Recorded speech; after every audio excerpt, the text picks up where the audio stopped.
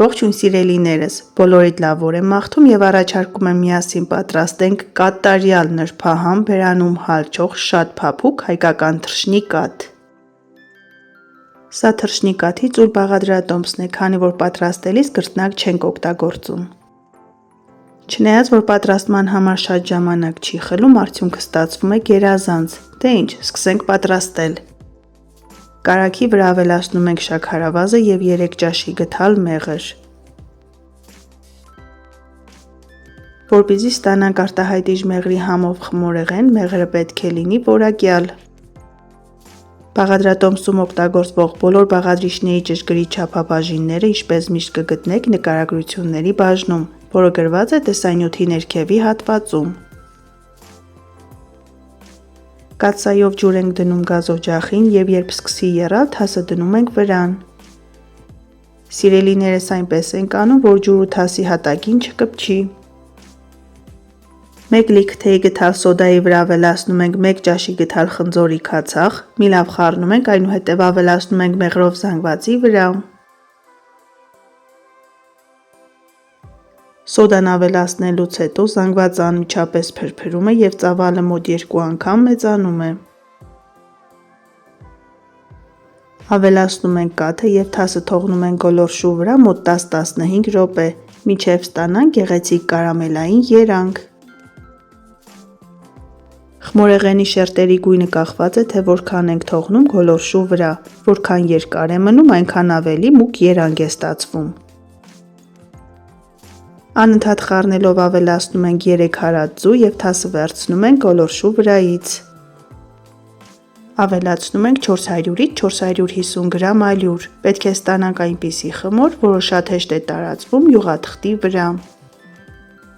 Ամբողջ ալյուրը միանգամից չենք ավելացնում, քանի որ կախված հավքիթների մեծությունից, ալյուրի որակից, չափը կարող է տարբերվել։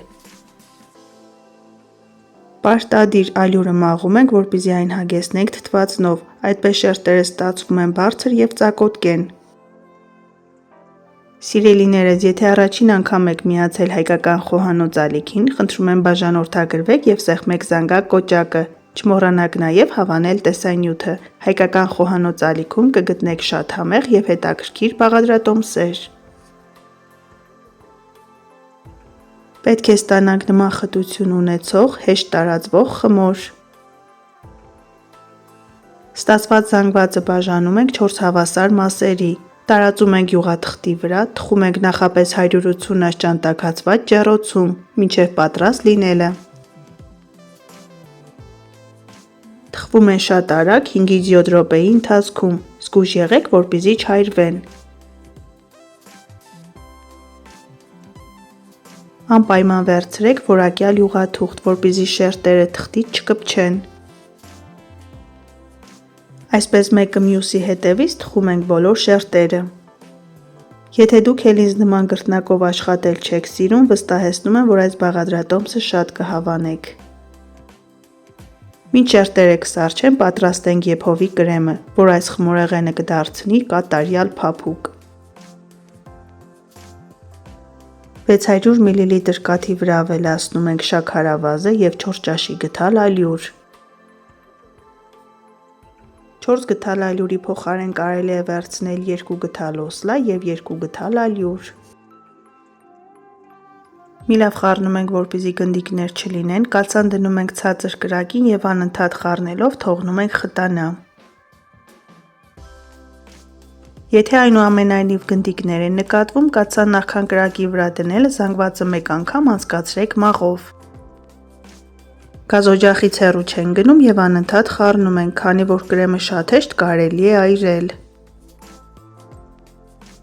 5-ից 6 րոպե անց եփովի կրեմը պատրաստ է, լցնում ենք մեկ այլ տարայի մեջ։ Որպեսզի երեսը կեղև չկապի, ծածկում ենք սննդային թաղանթով։ Այս կրեմով կարող եք պատրաստել մեղրով տորտ կամ նուտելլա, իդեալական կրեմի բաղադրատոմս է։ 300 գրամ փափուկ կարագը հարում ենք, մինչև զանգվածը փրփրի և սպիտակի։ Անընդհատ հարելով գթալ ավելացնում ենք մեր պատրաստած եփովի կրեմը, 1 թեյ գթալ վանիլային շաքարավազ և վերջ, կրեմը պատրաստ է։